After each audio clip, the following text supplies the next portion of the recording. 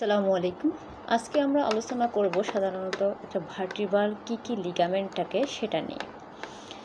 দেখেন, এটা হচ্ছে ভার্টিব্রাল বডি। এই পুরো জায়গাটাকে বলা হয় ভার্টিব্রাল বডি। আর এই যে পেছন দিক থেকে এগুলোকে বলা হয় ভার্টিব্রাল প্রসেস।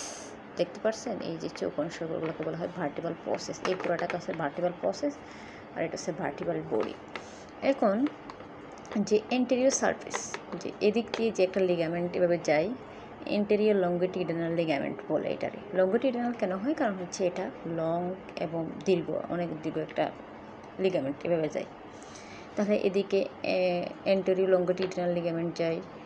আবার যে আমার স্পাইনাল কর্ডের যে সামনের দিক থেকে, এদিক দিয়ে একটা, ভালো করে বোঝাতে পারতেছি না, আমি কলম দিয়ে বোঝাই, যে এদিক দিয়ে একটা লিগামেন্ট এভাবে যায়।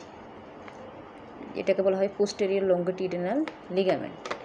এরপর এই স্পাইনাল কর্ডের পেছন দিক থেকে একটা লিগামেন্ট যায়, এটাকে বলা হয় লিগামেন্ট অফ ক্লেভন।